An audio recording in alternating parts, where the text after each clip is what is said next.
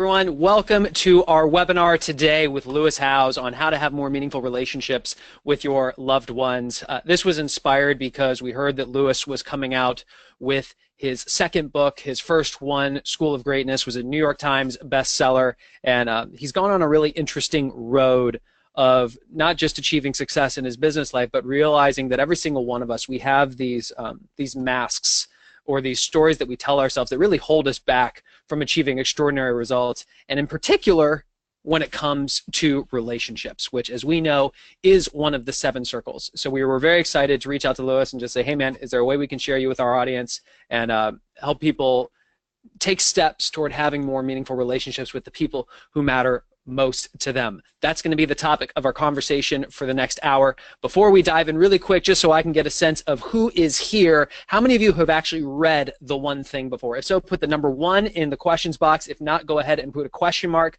That'll let us know who we're talking to, and we can make sure that you also understand where everything is coming from. So heading on over here. Boop, boom. Here, I'll drag this over here so I can look you guys in the eye. Awesome. So the vast majority of you. And here's why we're having this conversation. Gary and Jay, when they wrote the book, they sat down and asked the question, what are the areas of our life that matter most? And these are what they call the 7 circles. They would argue these are the 7 most important areas of your life. Starting at the top, you've got your spiritual life, because every single one of us at some point is going to wake up and ask, why are we here? Then you have your physical health, because if you don't take care of your body, where are you going to live? You've got your personal life, the things you do for yourself, your hobbies. You've got your relationships, whether it be your family, your children, it could be your business partners, mentors, all the people, all the relationships that matter most to you. Then you have your job, your business, and your finances. And in any single one of these areas, you get to apply the focusing question, which is at the center. What's the one thing I can do for my relationships, such that by doing it, everything else is easier or unnecessary? I think one of the biggest misunderstandings is the idea that we all have more than one thing. There isn't just one thing. There's one thing for your spiritual life. There's one thing for your physical health. There's one thing for your personal life. And in the topic of conversation today, when it comes to your relationships, what's the one thing you can do for your relationships, such that by doing it, everything else will be easier or unnecessary? And that's really where our man Lewis Howes comes in today, because I think you're really going to resonate with his story. A lot of us set these extraordinary goals when it comes to our business, and when we make progress there, a lot of people get to the top of the mountain and realize that it's empty. And I think you are going to hear what happens in that moment, and how you don't have to make the same mistakes that so many of us have already made. So with that, Lewis, go ahead, take yourself off mute, my friend, and let me also go ahead and share your camera. Hello. There he is. All right, and I just sent you a request for the camera as well. Got it. Bam! All right, folks, and I'm going to take the screen share off. That way you should just see our faces. If you can see our faces, just go ahead and put yes in the questions box. There we go. And I need to get your camera. Where did that go? Lewis, thank you very much for being here, my man. Thanks for having me, brother. And good to see everyone in here. Megan Jones and Robert Melhorn and Dee Murdoch and Deidre and Connie and Linda and Renee and Stephanie and Blair. Good to see you guys. Claire, Jessica, Scott, you guys are all amazing. I appreciate you guys showing up. Awesome, awesome. So, Lewis, for people who do not know you, why don't you give the overview of how you ended up where you are today and where the idea of the Mask of Masculinity came from? I used to play professional football 10 years ago. It was actually 10 years ago in August this year when I got injured and had to have a surgery. So I was in a cast for 6 months and then living on my sister's couch for the next year and a half while I was contemplating what is my life was all about. I needed to figure out the one thing back then that could help me, because everything was in breakdown. I didn't have any money. I didn't have a job. I didn't know how to get a job. This was in 2008 when the recession was bad. I didn't have a college degree yet, so I thought, why are people going to hire me without a college degree? And I didn't have any good relationships. I was just kind of all over the place. My father just went through a really bad accident. He was in a coma for 3 months during this time, so I didn't have my father's mentorship or financial support or emotional support during this time. And I really just kind of was like, well, what am I here for? What am I supposed to do? And now that my dream is over, what's next? I had to rediscover who I am, Mm. reinvent my identity again, shed things of the past and move on. And I started taking a lot of action online. I was sitting on my sister's couch with my laptop most of the days because I just got bored watching TV. And I started getting active on LinkedIn early on, 10 years ago. A couple mentors were like, why don't you check out LinkedIn? I heard you can get jobs through there. Again, this is before a lot of people were on it. And started actively using LinkedIn to build relationships. As you know, the key to success in your guys' business is relationships, and the key to successful relationships is vulnerability, in my mind, is Mm. really caring and giving and revealing yourself to those individuals, whether it's intimate relationships, business relationships. No one wants to be around someone who is perfect all the time or who never opens up. It's those that actually are willing to reveal themselves and some insecurities, some flaws, some fears, some doubts. That's the people we connect with and can relate to the most. The person who's got it all figured out all the time, has any challenges, is always positive 24/7, is the one that's hard to relate to because it's not realistic in our minds. And I'm not saying you need to be crying every single day to open up. What I am saying is just like a level of authenticity that I think sometimes in the professional business space or the professional networking space is missed because it's very transactional. Very, oh, here's my card. Like, I need a sale right now, so how can you help me with the sale? How can you help me in my business? Where I learned quickly that that didn't work. When I was connecting with people online, I would ask them for advice. I would say, hey, I need help. I need a job. I need help. Can you meet with me? I need some advice. And these business leaders in Columbus, Ohio at the time when I was there, they were like non-responsive or just like, no, I don't have time for you, as this like 24-year-old punk, and who had nothing to offer for them. I didn't have anything to offer. And so I started emailing people in a different way. And I started researching them and figuring out the trajectory of their success by reading their LinkedIn profile, researching them online, finding out the company they built, reading the mission behind their company, all these other things. And I started emailing them differently. And all of a sudden, almost everyone would reply back and say, yes, I would love to meet with you or jump on the phone with you.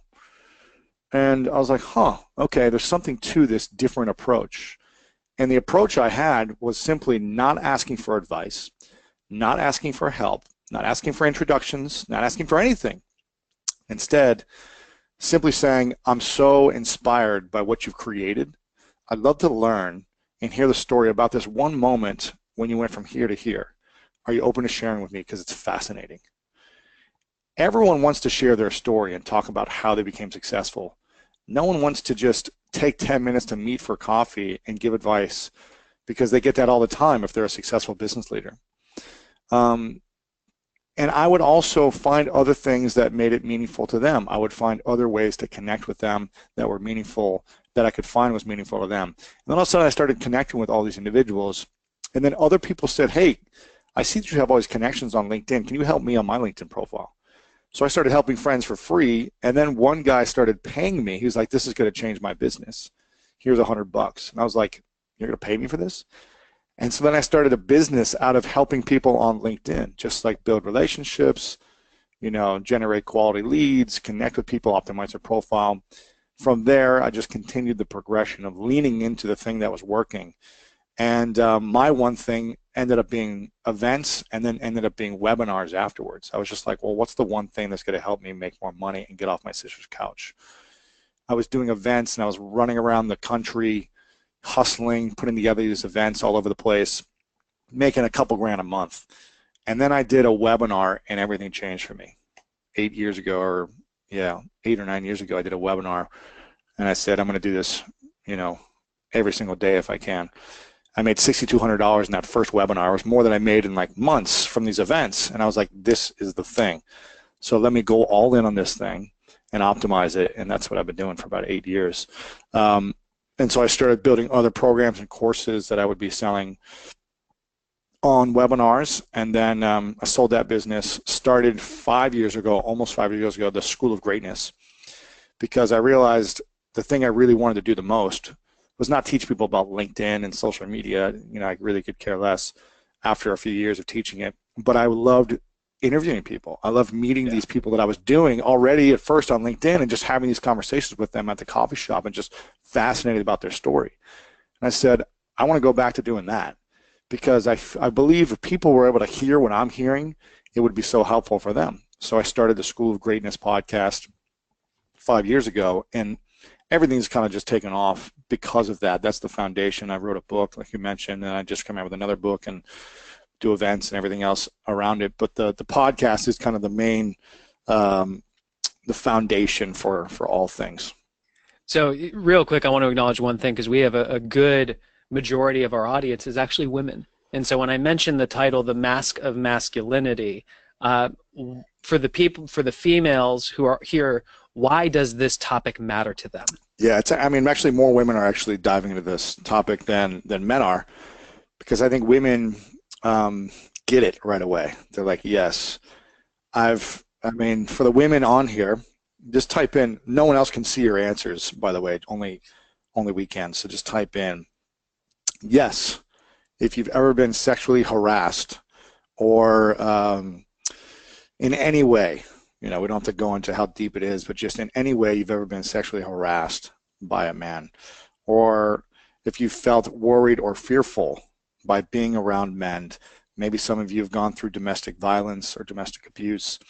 And how many of you feel offended by the political dis-ease? You know, whether you're Republican, Democrat is irrelevant. I don't want to get into that, but just the constant animosity in the language that's used in politics currently. And how many of you feel offended by the racial marches in Charlottesville?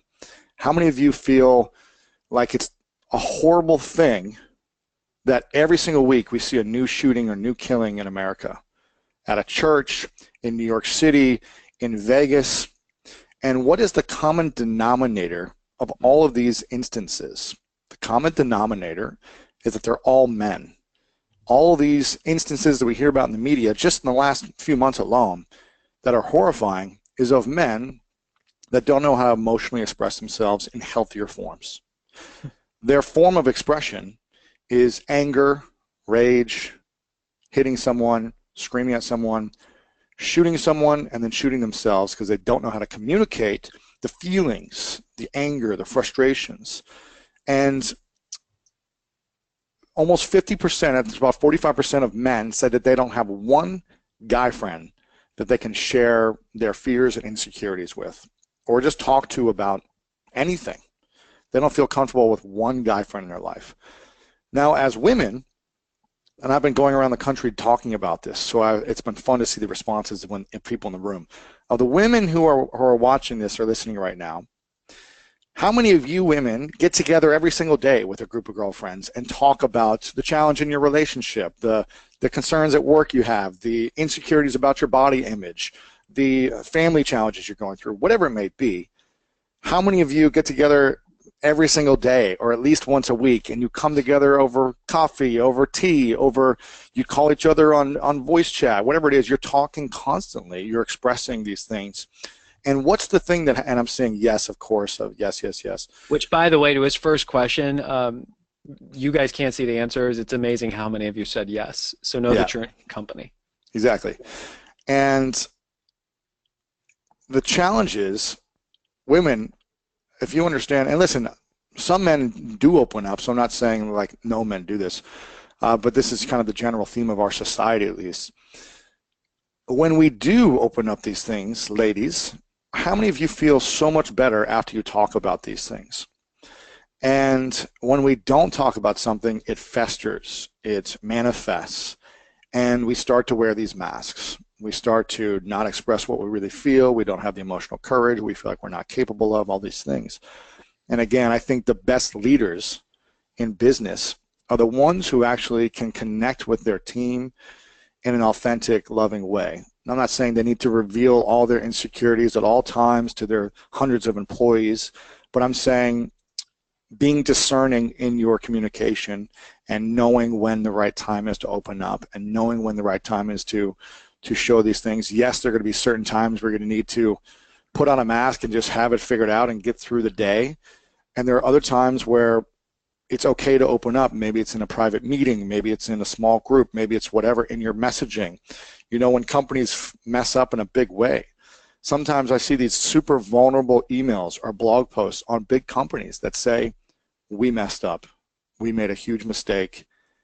Here's how it happened. We take full responsibility and we're so embarrassed and ashamed of ourselves. Or we're so, you know, we got too egotistical and got caught up in this. We didn't think this would happen and it happened and we're so sorry. There's other companies that mask it. They don't say anything at all, or they try to make up for it for something else, as opposed to just communicating and saying, you know what, we feel horrible about this and we want to make it better. Yeah. And I think that is the difference maker between great individuals, great leaders, great brands, companies, whatever you want to call it. You know, the key to success in life, in my mind, again, going back to the beginning, is relationships. Yeah. And the key to successful relationships is that level of authenticity and vulnerability.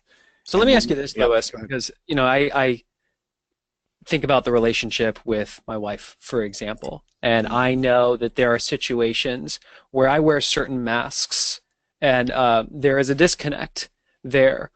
Walk us through whether it's a man who's on here or a woman who's on here. How do we begin to identify when we're wearing the mask and what we do to break past that? Well, you can identify when something's not working.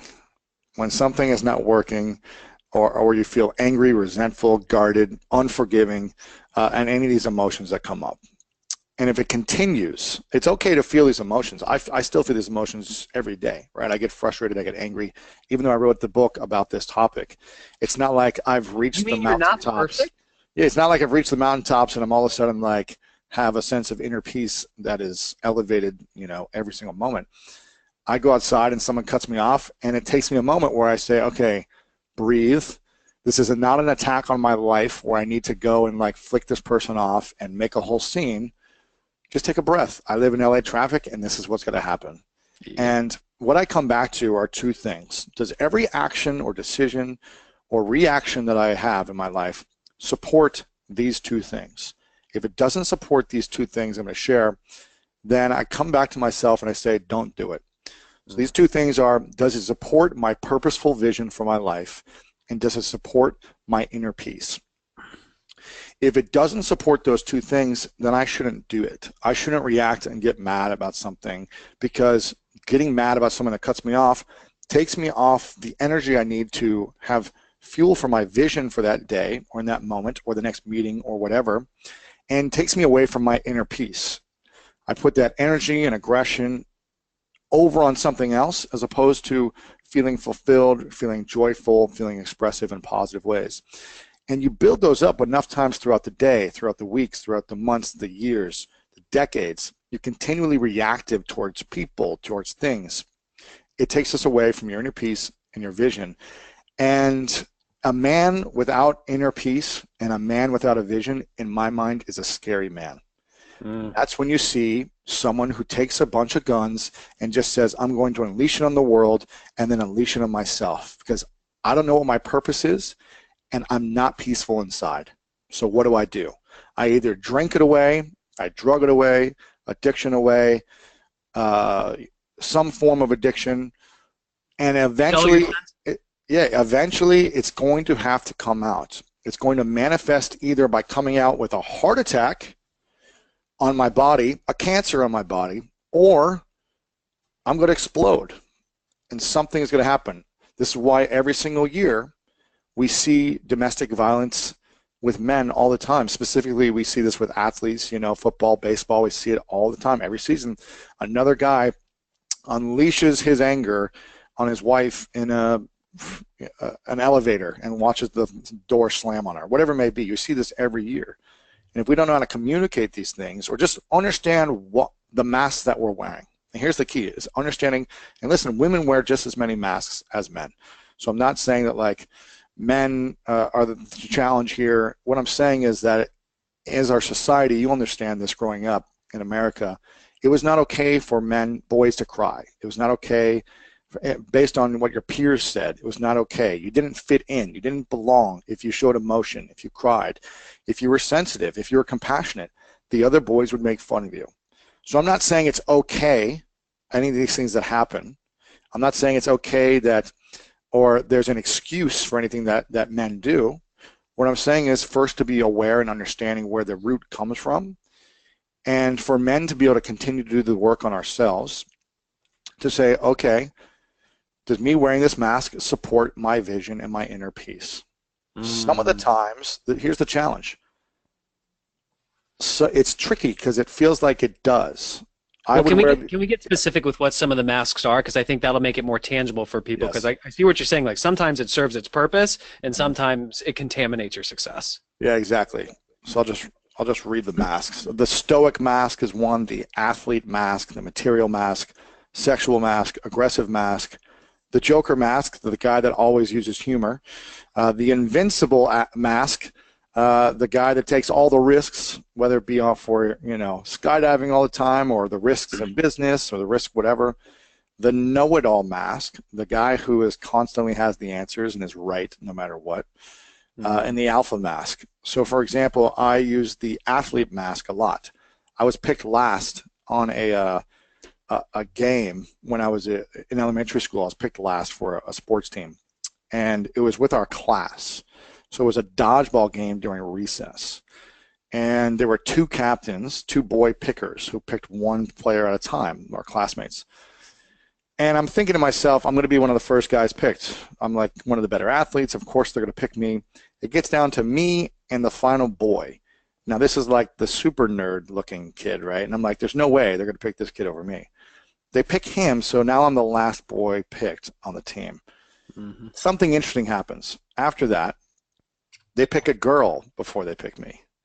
And then they pick another girl, until it's down to me and the final girl. And then they pick the other girl first, and then I wasn't even picked. I was just by default the last player on the team. And all the boys started making fun of me and said, oh, you're less than a girl. And so, again, I'm not saying women are less than men or anything like that, but when you're a boy growing up, if you were called any name of weak or girly or this or that, it was looked down upon. You just have to understand the context so women don't get mad at or offended here. That was the context. And so I told myself in that moment, I'm never going to get picked last again. And I put on the athlete mask and started training every day after school until my mom would call me in, and train in the gym, playing basketball, anything I could with sports. And it worked. I got great results. I was all-state in high school in 2 sports. I was an All-American in 2 sports in college. I played professional football. I play in the USA handball team still. It got me the results I was looking for, but I was driven by a negative purpose, so it always left me feeling unfulfilled, and the results were never enough. I was always angrier when I got the results because I thought it would bring me some type of peace, but it didn't. And so this is a challenge. These masks get us big results in our life, and that's why men continue to wear them. The sexual mask will get you more women, more girlfriends, more sexual partners. The material mask will help you make more money. The joker mask will bring you more friends because you'll make people laugh. All these things bring us big benefits. But if we don't know how to take them off in moments when we need to actually connect with people, if it's a 24/7 mask, then it's going to be a lonely world inside. And that's what we're talking about. So here's where I think the concepts are very aligned for everybody. I know one of the biggest struggles you have is this idea of counterbalancing. How do you thrive in work and then shut it down and actually be present with your family and your personal life? Who here struggles with that? I still do. I'm hearing you say, Lewis, it's the exact same thing. We all have these alter egos, these masks, these personalities that serve their purpose, and if you don't learn how to counterbalance them, it ends up undermining. Absolutely. It's very, I mean, a perfect example is a football player. When, I don't know if you played sports or not, but when I played football, for 3 hours of the day, you are conditioned to kill, essentially. You're conditioned to legally hurt the other person in front of you.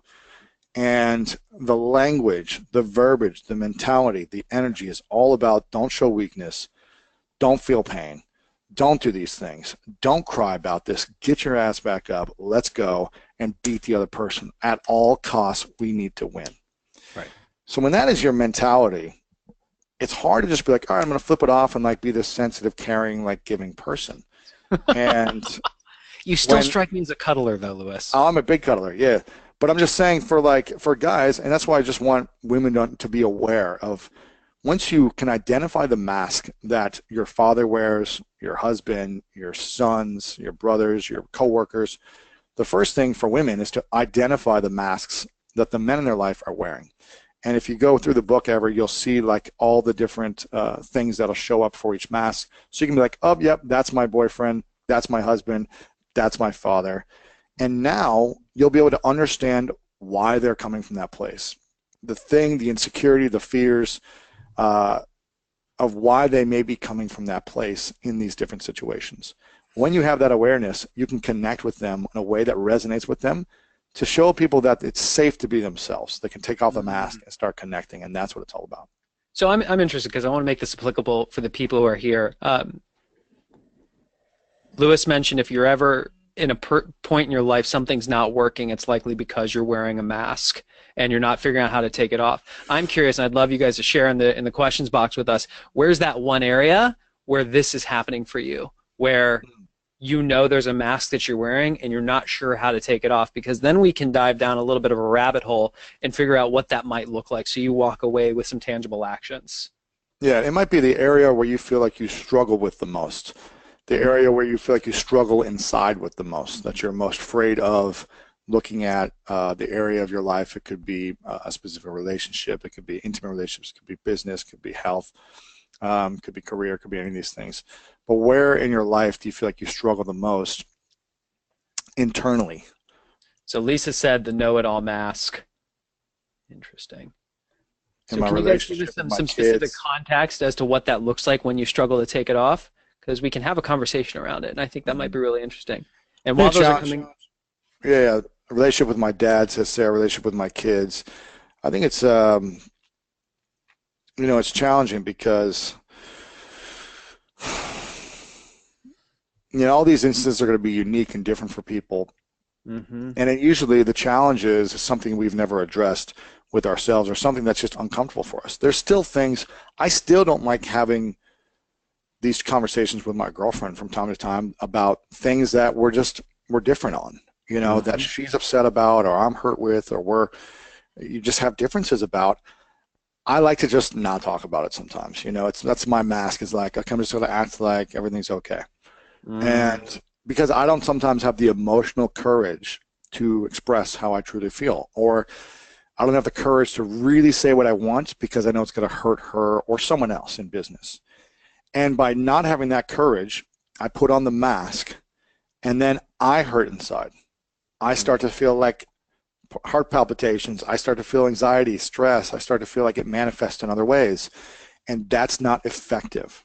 So again, I'm not saying that it's right or wrong, good or bad. I want to know is what is going to bring you that inner peace and allow you to speak your truth in anything. Again, intimate relationships, business, career, so that you don't manifest this wall, this barrier, this mask, and you can be your truer self. And that's, it's challenging. Again, I'm facing it still constantly in different relationships in my life, and I've been doing the work for years, right? It's not like it's this, I'm 34 and 30 years of conditioning. It's hard to just like flip the switch and be like, okay, I'm going to be able to do this and handle it at any moment.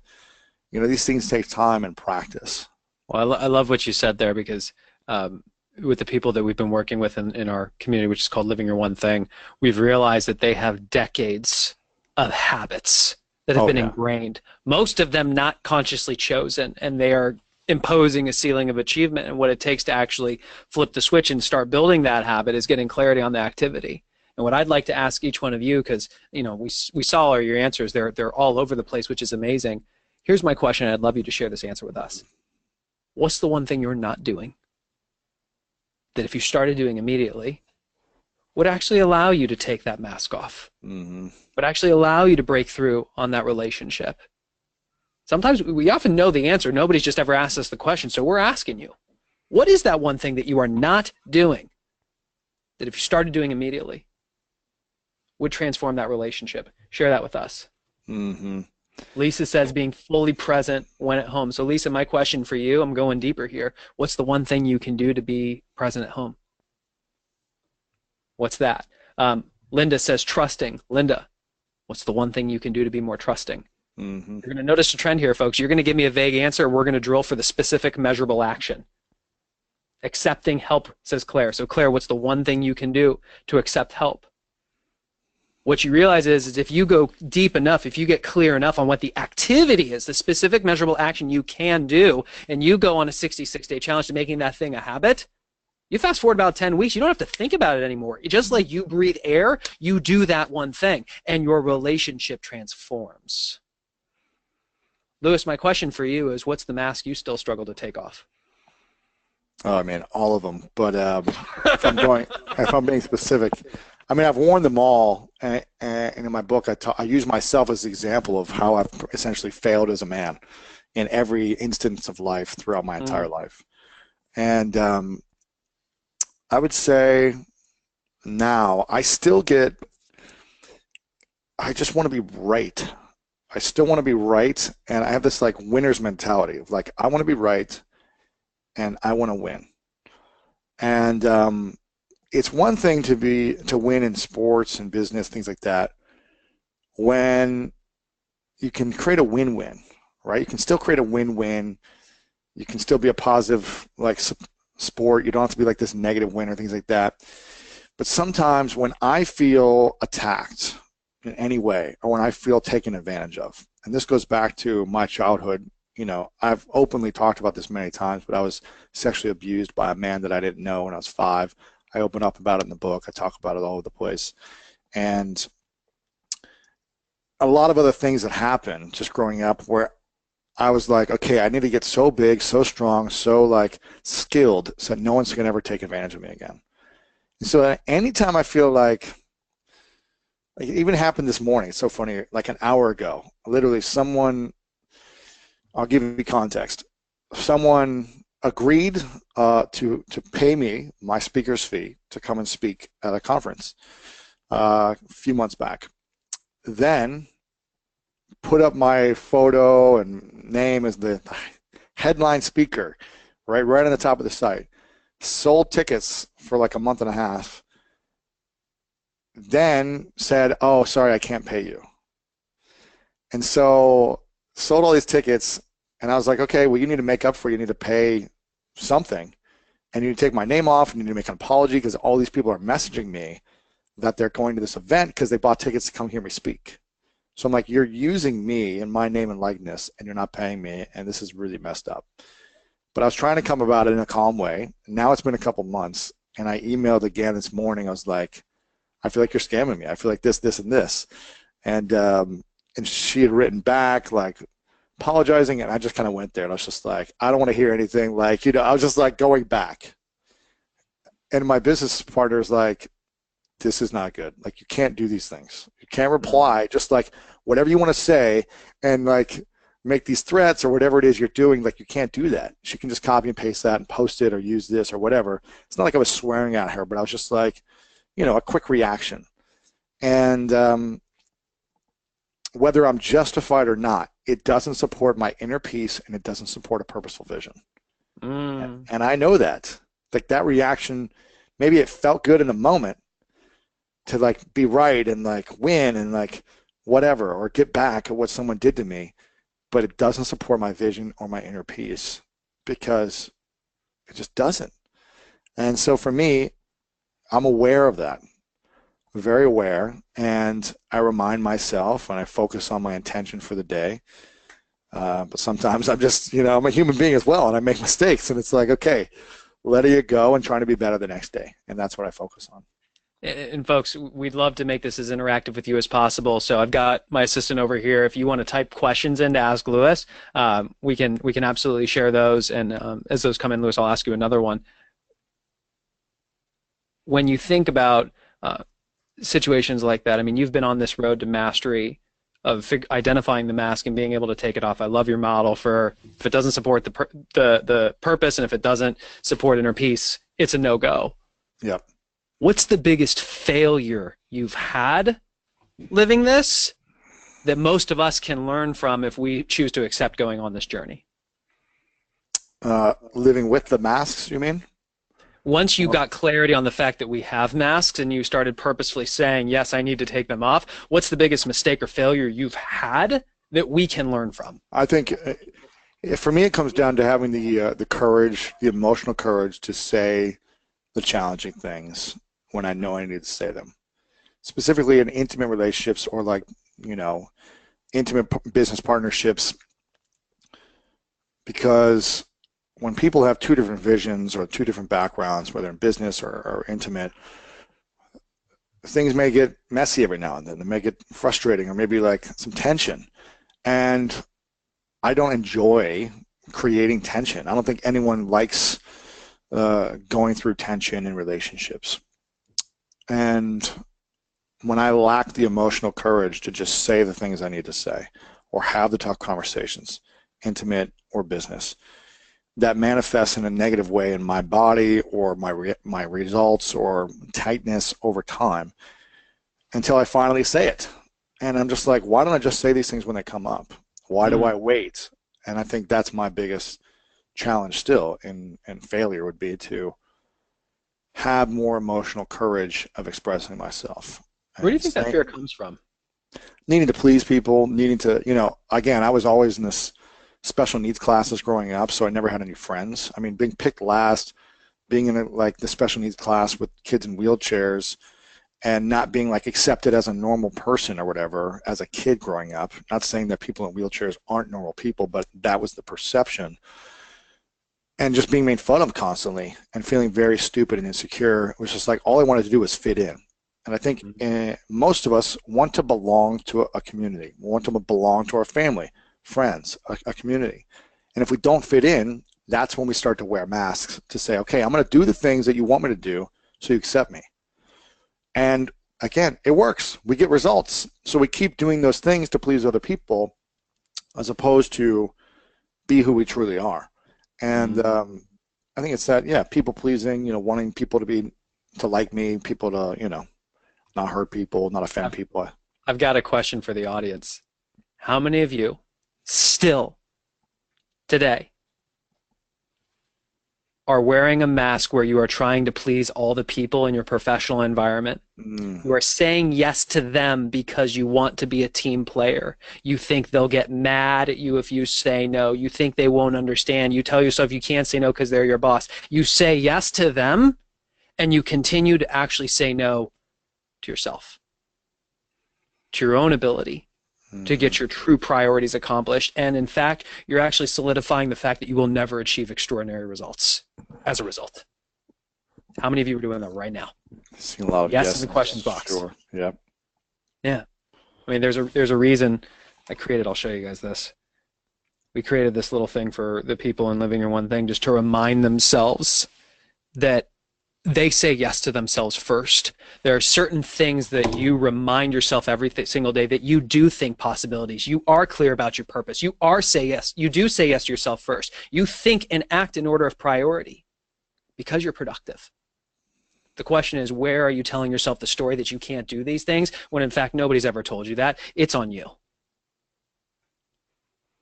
We have any questions? We sure do. Oh, we sure do. All right, go ahead. How do you support your loved ones in a way that allows them to be vulnerable when you recognize it? So how do you support your loved ones when you recognize that they're struggling to be vulnerable? They've got that mask on. How do you support them in taking it off? The most powerful way to get others to take it off is for you to take it off first and to lead with vulnerability. Yeah. So when you're just like, why don't you tell me what's going on? Tell me. Come on, it's okay. It's okay to open up. That doesn't work for someone. You're being the joker. You're being the know-it-all. Yeah, that's going to work really well. It doesn't work. Take off your mask. Take off your armor. Like, open up. I wish you'd open up more. That doesn't work. What works is leading with vulnerability and opening up first. And talking about something. When I opened up about being sexually abused 4 years ago. I didn't tell anyone for 25 years. And I was terrified to let my friends, my family know, because I was like, what if I don't fit in anymore? What if they don't accept me? What if they judge me? What if they make fun of me? What if all this? They think I'm like used and abused, all these things. And it was the most terrifying thing to start talking about it. But when I started opening up more and more, people were just like, it was amazing the things they would share with me in return. They would open up about all their insecurities, about things they'd been through in their past, whether it be sexual abuse or something else. They would just share all this stuff. I was like, I had no clue this happened to you. I had no clue you feel this way as well. I had no clue this and this. Now, not everyone just like opened up automatically, but a lot of people did. And they were like, wow, I fully like trust you and get you now, that if you're willing to open up. And if they're still not willing to open up with you, because a lot of women may be like, well, I'm emotional and crying all the time, and my husband never shows a response. It's encouraging. It's testing different things. Every person is different. It's encouraging them and acknowledging them for the good they do when they do open up, or are courageous with their vulnerability, or are, looking you in the eyes for 5 seconds and saying something that's challenging for them. Because we've been conditioned as men, not all men, but a lot of men, that it's not cool to do that it's not manly to do that. So you just got to encourage, acknowledge for the good that the man is doing, and not constantly say, well, I wish you'd do more in this. I wish you'd open up more. How come when I'm crying, you never cry? How come when this happens, you're never there? That's not going to inspire and acknowledge them to want to do more good. So continue to acknowledge. I think the key word you said there is inspire. And I remember a mentor shared with me this, and this applies whether we're talking about masks, living your one thing, whatever. You can only control one thing, and that's you. And all you can do is show up as the highest version of yourself until they begin to notice the extraordinary results that you're getting. And in that moment, you have inspired them, because then you have a different audience, an audience that's actually interested. Right. So I love how you just held the mirror up, Lewis, because that's it, baby. It's you. It's you. That's it, man. Have you found a way to overcome your fear of vulnerability and problems with trusting others enough to be vulnerable? Have you found a way to overcome your vulnerability with others? Because deep down, it's a trust issue. You don't trust people enough to be vulnerable with them. Yeah. I think I'll just speak from my personal example. I think for me, I needed to tell my friends, my family, the things that I needed to tell them, and my insecurities, my vulnerabilities. And really quickly, I found out who I wanted to stay in relationship with. Isn't that interesting? You know what I mean? If they were like discounted it, or they weren't open to go there, it's not like I was just like, all right, get out of my life forever. But you just start to like notice if people are going to shift with you or not. And so I'm always evaluating relationships, and just because someone was there for me for a few months or a year and they stopped being there for me for a decade doesn't mean I should give them all of my attention and time and energy, and like constantly putting work in. If they're going to try to pull me down or something, it's got to be mutually supporting, I think, in different ways. So I think some people may not be receptive, and it's okay. You just, you'll learn if they trust you or not. But I think you get to continue to have a deeper conversation with them. Don't just say, oh, they didn't open up back to me, so I guess they don't care about me. Ask them the questions like, I want to be able to have more honest and real conversations with you. Are you open to this? Are you open to talking about this? I'd love to express more about what I'm going through in these times and not feel judgment from you.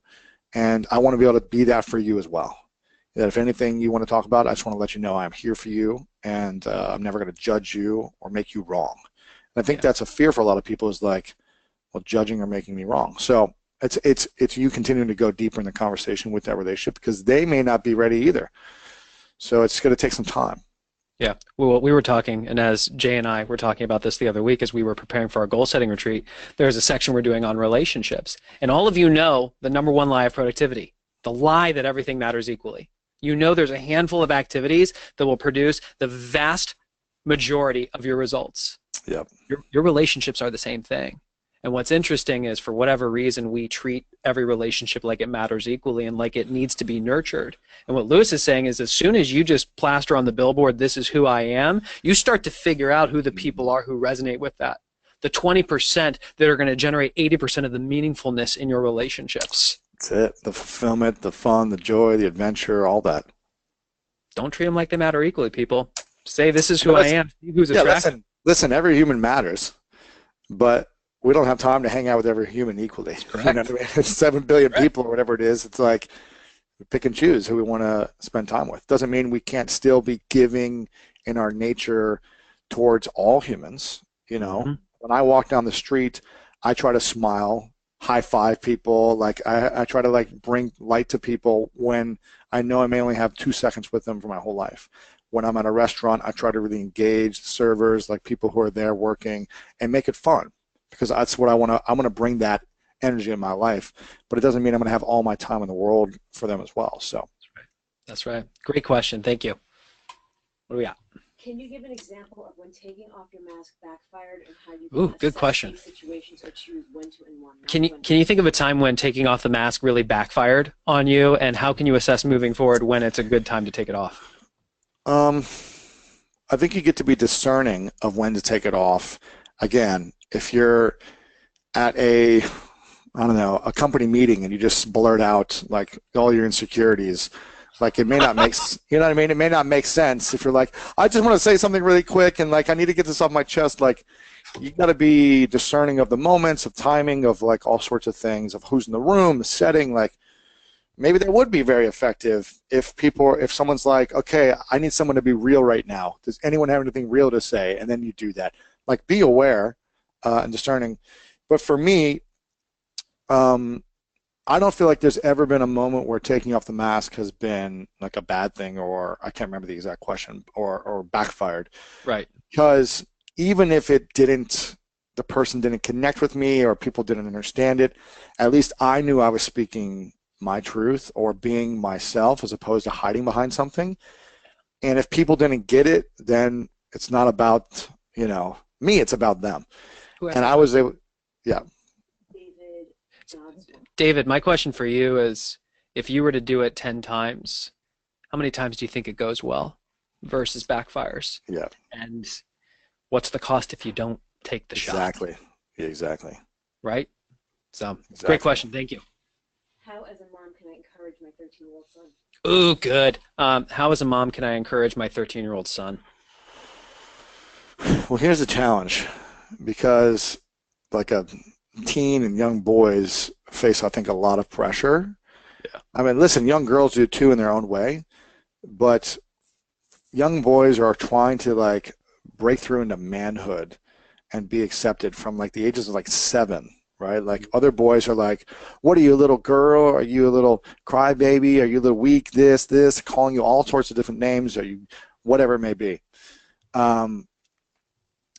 Women aren't being called, oh, are you a little girl? It's like, I mean, yes, I am. yeah, I'm a girl, right? It's like, but as a boy, it's like looked down upon if you're not a man or you're not becoming a man. Again, I'm not trying to offend women here. This is the talk and the lingo from what I remember growing up. And a challenge is, if a mother's like, son, today I want you to go to school and be compassionate and be giving and be caring towards the other classmates at your school, and really like, stand up to people if they're bullying and this and like be a force for good. And the 13-year-old goes, okay, I'm going to go do that today. I'm going to be giving. And he goes into this class and there's a couple kids who are bullying someone else. And he says, hey, don't do that. Let's have more compassion. Let's not judge people. Let's lift people up. And then the bullies turn their attention to that kid and shove him in the locker and do whatever it is to him because of their masks. Then the guy's like, well, I don't want that to ever happen again. I don't want to be made fun of in front of the whole school again. I don't want this to happen. So maybe I shouldn't be compassionate. Maybe I shouldn't be giving. Maybe I should be more like them so I can fit in. Again, we do things to fit in. And it's challenging to go through that type of pain. So I think continually supporting them that, hey, this is a challenging time.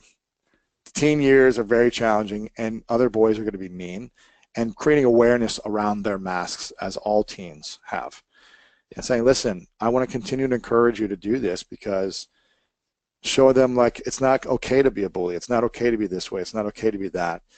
And you may be ridiculed for it. You may be made fun of for it.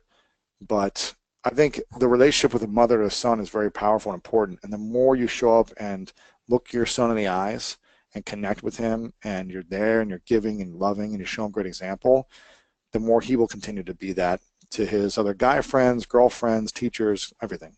Yeah, well, you just said something. Who asked that question? Oh, whoever was, sorry. Go back and listen to episode 68 of the One Thing podcast. We interviewed Dr. Susan David, who wrote a book called Emotional Agility. And there were two things that struck me about what you were talking about, Lewis. The first was she talked about the importance of, in Zulu, there's a word for I see you, meaning just like to know that they are there, that you hear them, that you are present. Sometimes more than anything, the mask, like that may be it, is that they're trying to get the attention, that they're not being seen or heard. And the second was, anytime you feel an emotion that's negative, there's an underlying value that's being violated. And to have the conversation not about the mask that's being displayed, but what's that underlying value that's being violated, and to be able to talk about that and to see them. Do you think that would make the difference? I don't know. But episode 68, she goes into that big time. Great question. Thank you. Folks, we got about 5 more minutes, so please submit those final questions, and then we will wrap it up. How do you differentiate between an overreaction to a pet peeve and a serious issue that needs to be communicated and resolved? How do you differentiate between a little pet peeve and you may be overreacting versus something that's a serious issue? I think it's just a level of mindfulness every day. You know, in the mornings, I'm intentional about how I want to show up in the reactions I have. You know, certain things, if someone cuts me off, it's not the end of the world. You know what I mean? But sometimes I react like it is. So at the end of the day, I evaluate and say, was that necessary? Or was that really not that big of a deal?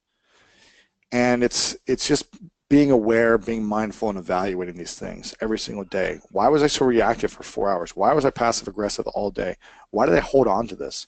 Is it really the end of the world, or an issue I need to address, or am I just offended because I'm hurt about something else?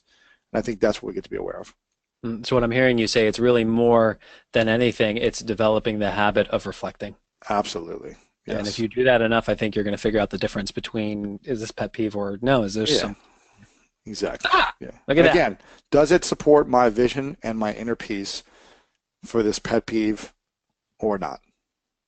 I love and that. if it continues to show up for me, what's the one thing I can do to address it so that it doesn't show up anymore? Somebody should write a book about that. Right? Exactly. I feel like it might do half decent. Yeah. What is your advice when a significant other doesn't want to open up? What do you say to those people who they have a significant other that just really doesn't want to?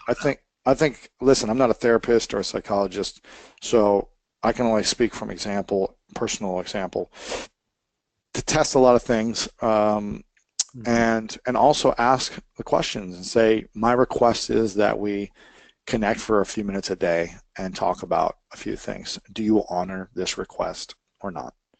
And if someone's not willing to honor a request, then you have a decision. Okay, well, is this something I can deal with or not? But I think asking requests, and again, not making them wrong for not opening up, but saying what it means to you for opening up. And is there anything we could do? Maybe it's once a week, maybe it's once a month. We spend 30 minutes together, and that's when we open up together. Because maybe just someone doesn't want to open up every day like you do. You know, so don't make them wrong as well, but find the win-win in every situation. What I love about what you said there is when you talk about that why behind it's the purpose, right? Which, as we know, underlies everything, right? Do they understand the purpose in you wanting them to take that off? Have you communicated that effectively? And this is holding up the mirror to yourself.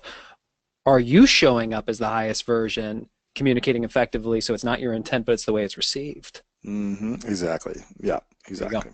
Well, And Lewis, some of these things, you know, maybe your husband doesn't want to open up about all these things with you.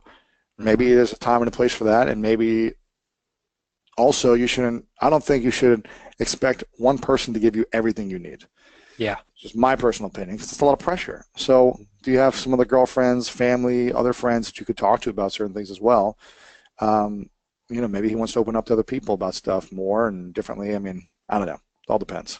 Yeah, I love it. Well, folks, you can get your copy of The Mask of Masculinity on Amazon. I know a lot of you are audio fans, so if you go to audible.com/one thing, for those of you who are not Audible customers, you can get a free trial and get the copy of the book for free.